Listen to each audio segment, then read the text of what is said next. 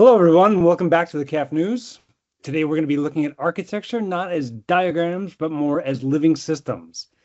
This week, 3 stories from the Florida Everglades to the top tiers of AI research over to AWS and their latest agent architecture patterns, kind of all pointing really at the same theme that as systems get complex enough, the challenge isn't in the components, it's the coordination. So it'll be all about fighting invasive predators, designing next-gen AI, and autonomous agents in the enterprise. Brice, how's that sound to you? How you doing? You're really good. Let's get started. The first story I would call Python versus Python, and let's get into it. So in Florida, they have a bit of a situation that started years ago with importing Burmese pythons as house pets. So these cute little snakes, I personally don't think I'd want to have a cute little snake like that, but some people love them, I guess. Were brought in as house pets for kids, and they started to grow really big. And a lot of the owners didn't know what to do, so they released them into the wild. Good And idea. this is well, good idea, right? Exactly. What else are we going to do? We got a giant python at home. Let's release it, right? One of the hurricanes hit, and now what this did is it totally spread the Burmese pythons into the Everglades. And they had no natural predators, became a top invasive species. And literally since their introduction, they've decimated wildlife in the Everglades, going after small mammals, small animals, and competing really with crocodiles for food. Okay. So this has been a huge problem in Florida. And our story starts it's just an attempt to control it. So the first thought was, okay, how do we get control of this? Let's send out python hunters. And so they got first volunteers to go out. That didn't work too well. So then they started hiring python hunters to locate and end pythons. And they figured that I think at that time that there were about 10,000 pythons in the Everglades. And they were capturing on the order of maybe hundreds of pythons. Nowhere near what they needed to do. And of course, these pythons are breeding pretty quickly as the top, really an apex predator now in the Everglades. And the only enemy they had was the crocodiles. So the crocodiles and the pythons would mix it up sometimes. So what they came up with was the next strategy. And as an animal lover, it brings a tear when I have to say what they did is they got rabbits, put the rabbits in cages, and use that to attract the pythons. Bait. And it worked. It started to work really well. And what ended up happening, 3 things started to happen. The pythons started to go after them, and the hunters could get the pythons. And although the rabbits were pretty scared, they were behind a steel enclosure, and probably made with real Canadian steel, Mr. Trump, just to get this in. But anyways, that's just my aside. And so they were protected. Very well. Now you couldn't afford it with the tariffs, right? Like and so the animal groups. The second thing that happened is the animal groups are saying, "What about the rabbits?" And along with the pythons going to get the rabbits, the crocodiles started to go for the rabbits. And now something interesting happened in that the pythons and the crocodiles both stopped hunting the rabbits, and they didn't know why. And they wanted to find out. So we enter the next. They didn't want it? They didn't understand why. The crocodiles thought, well, it's a maybe not so tasty snack, but it was a snack. And the pythons maybe had the same view, and they stopped. Eventually, they learned, because they were going after the same rabbit cages, and the collateral damage from them fighting was too high. They stopped going after the rabbit cages. I see. So, and with the animal activists, the idea came in place, why don't we use robot rabbits? Robo-rabbits? Robot rabbits in cages, yes. So they built robot rabbits with sensors now. So this gave them the ability to gather telemetry across the Everglades for the robot rabbits. And now they started to do the same thing as an experiment, but started to monitor the telemetry. Interesting. Almost as an accident, as a byproduct. as a byproduct. It wasn't really, they weren't thinking, let's do the telemetry. There was like, oh, we got robot rabbits. Well, you got a robot, may as well, we're on the edge. We may as well get some data, see how count the number of pythons or something, right?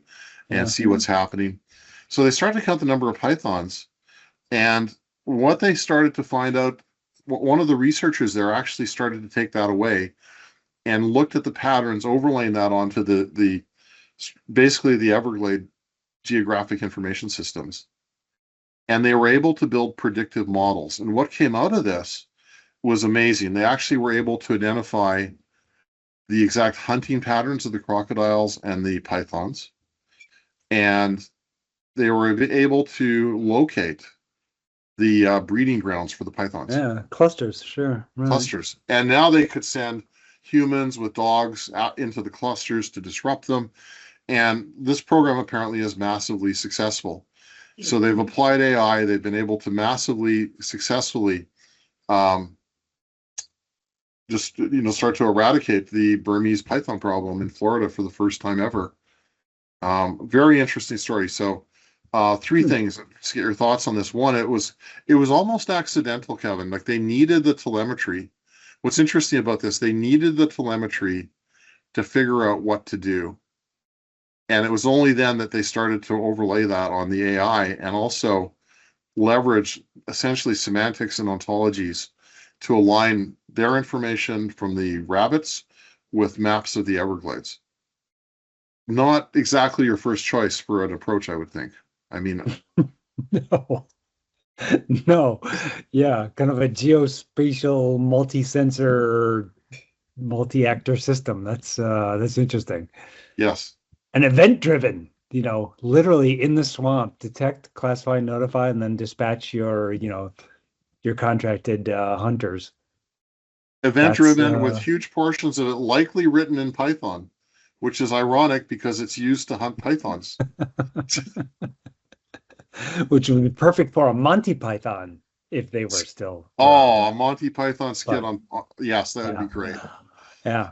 Well, it's a good parable for observability.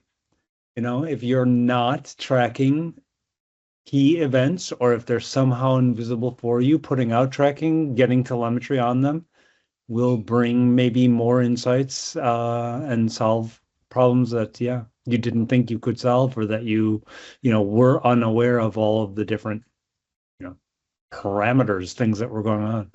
And That's this really raises a really good point. Like there's been some criticism. Is AI going to be valuable? And the 10% of the cases aren't, or these statistics are coming out. Here we clearly see that it's not just a matter of inventing something and sort of just pulling it out of the air. It's a matter of experimentation and observation. And that takes time. And I firmly believe that this is demonstrating the value of these techniques in an experimental setting. Yeah, it is. And even on a more, pragmatic level, I'm always, trying to tell a story, instead of talking architecture to stakeholders. If you can tell the Robo Rabbit story to justify investing, instrumenting your system so that you have telemetry, they're going to remember that. That's not just architecture, that's architecture with teeth. It's a good thing. Absolutely. It's architecture with teeth and robot rabbits so that we don't hurt any real rabbits. Absolutely. And that brings us nicely to our second story in that we're seeing a shift. There's the use of large language models can point things like this out. But I think recently what's been really interesting is the very well-known Yann LeCun from Meta has left, claiming that the approach they're taking will not lead to artificial general intelligence. And specifically, what he's pointed to is the current approach with large language models where they use subtokens and basically statistical inference from subtokens and learning to move towards something more conceptual. What do you make of this change, Kevin? Is it a money play? I don't think so. I think Yann is probably well compensated. And yeah, given the salaries I've been hearing coming out of Meta, yeah. But right, this guy isn't playing this game for the money. He's a Turing Award winner. he practically invented convolutional neural nets. I mean, yeah. Yes. It reminds me of the classic consulting, line that I throw out there every now and then. What got us here won't get us there. It won't get you where you need to go. And yeah, he's been saying for a long time that we are going to reach human level intelligence with large language models. So yeah, interesting that he's moving more toward multimodal kind of world models to get to the next level to be able to even approach AGI. And yeah, if anyone knows, I would guess he's one of them. It is an interesting approach. What I think remains to be seen is what concepts do you feed these models with? Are they very simple and superficial? I remember when I was going through my master's degree, there was a company, Norless, that was actually looking at AI and embedding essentially neuromorphic mappings with regions of the brain to help. They were trying to build a model like that. They just, unfortunately, at the time, we didn't have the compute power, and nor did we have the large language model framework, which I think is really important. So it's going to be interesting. There's a lot of old ideas around conceptual descriptions that might play a role. And I think he may actually be onto something. Yeah, I mean, it's not so surprising if you think about it. Large language models, language is, of course, important, but we represent and experience reality in a lot of different ways. Um, you know, there may be need for more input, video, 3D, censored data, not just texts, Yes. text prompts, spatial, temporal, kind of, multimodal inputs that combine many intelligent components.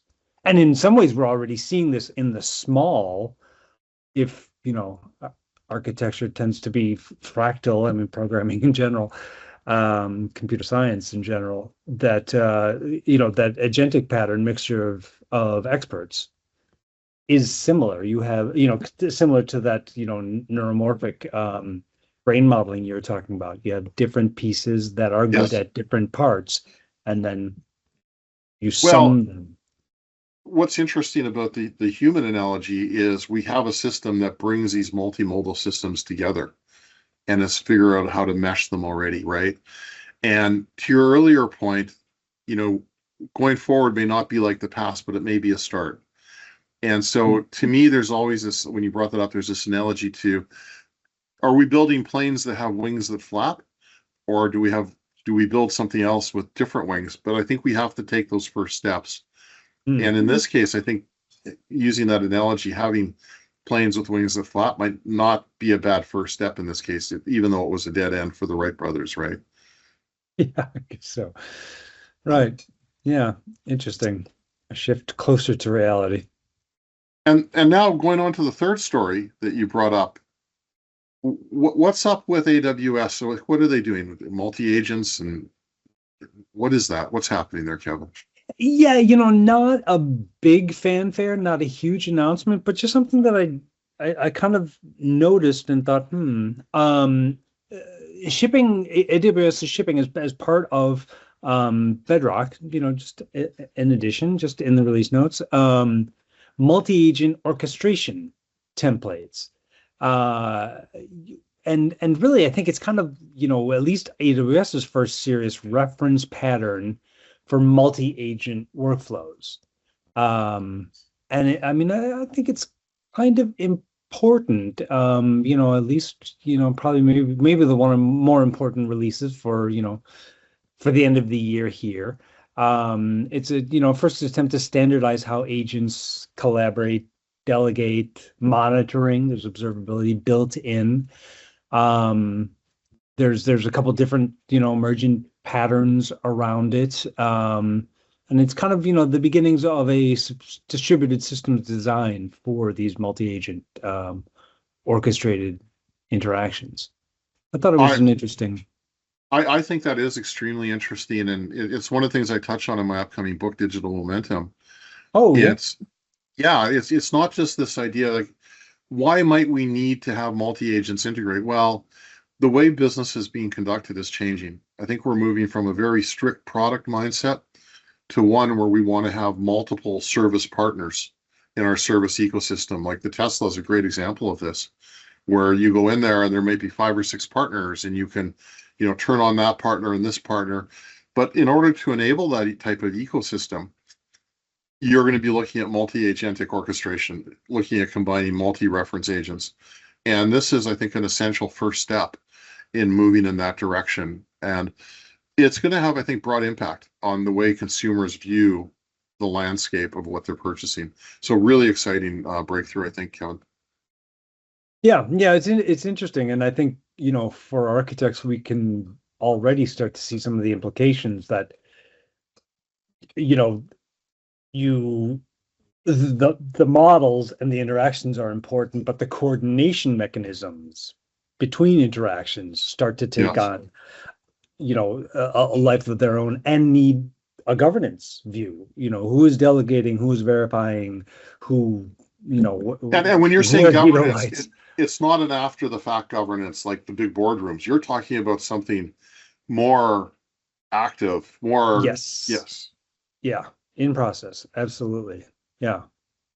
Because if you don't define these patterns, others will, and you'll be inheriting their assumptions. And your own that you expose will need to be, defining a lot of these different mechanisms and governance. So yeah, it's an interesting kind of frontier that I haven't seen or heard a lot about this, the second and third order effects yet, but I think we're going to start seeing that. It's starting.